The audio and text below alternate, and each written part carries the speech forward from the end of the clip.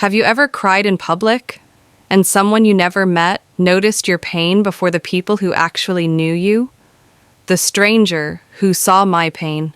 I never thought a breakdown would happen to me in the middle of a grocery store, of all places. But that day, everything inside me snapped quietly, like a thread pulled too tight for too long. It started that morning. I woke up already exhausted, not physically, but emotionally. My husband, Daniel, and I had been arguing for days. Small things, stupid things.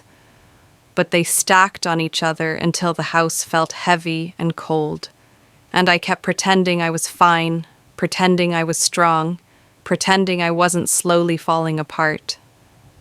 By afternoon, I needed air, so I grabbed my keys and drove to the store, thinking maybe walking around would help me breathe. It didn't. I remember standing in the cereal aisle, staring at boxes I didn't even want, and suddenly my chest tightened, my eyes burned. I blinked hard, telling myself, not here, not now. But the tears came anyway, quiet at first, then hot and uncontrollable.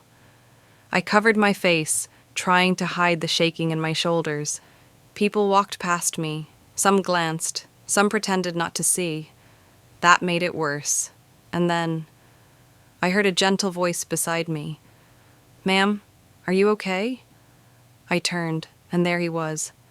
A man probably in his late 50s, wearing a simple blue jacket and kind eyes. I'd never seen him before in my life. I tried to smile through the tears. "I'm fine," I whispered, even though it was the biggest lie I'd told all week.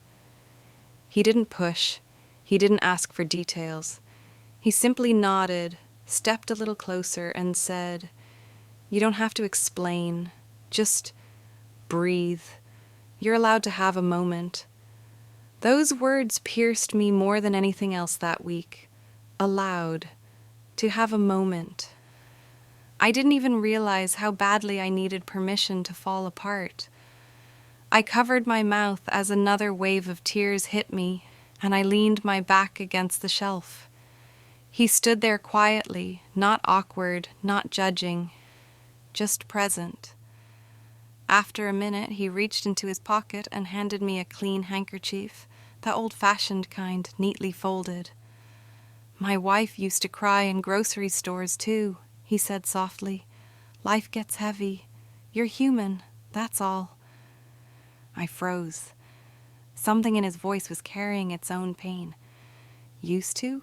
I asked gently. He smiled a sad smile.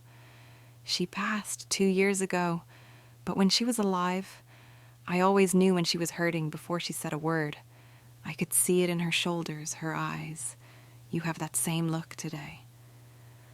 I held the handkerchief against my eyes, feeling the sting of fresh tears, not because of my marriage anymore, but because a stranger saw me more clearly than the man I lived with. "I'm sorry," I whispered.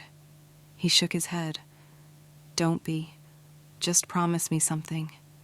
Don't pretend you're fine with the people who love you. They won't always see it if you hide it too well." Those words, they settled in my heart like something I should have known all along. We talked for maybe 2 more minutes. Nothing deep, nothing dramatic. Just gentle words from someone who understood pain. When I finally calmed down, he smiled again and said, "Go home. Talk to him. Don't wait for the hurt to grow legs." Then he walked away before I could ask his name. I stood there for a long moment, holding that handkerchief like it was a lifeline. And then I left the store, drove home, and did exactly what he told me to do. Daniel was sitting on the couch when I walked in. He looked at me, really looked at me, and frowned. "You've been crying," he said. For the first time in weeks, I didn't say, "I'm fine." I sat beside him and let everything spill out. The insecurity, the stress, the loneliness I felt even with him beside me. And he listened, not defensive, not annoyed. He took my hands and pulled me close, whispering, "I didn't know you were hurting this much. I'm sorry."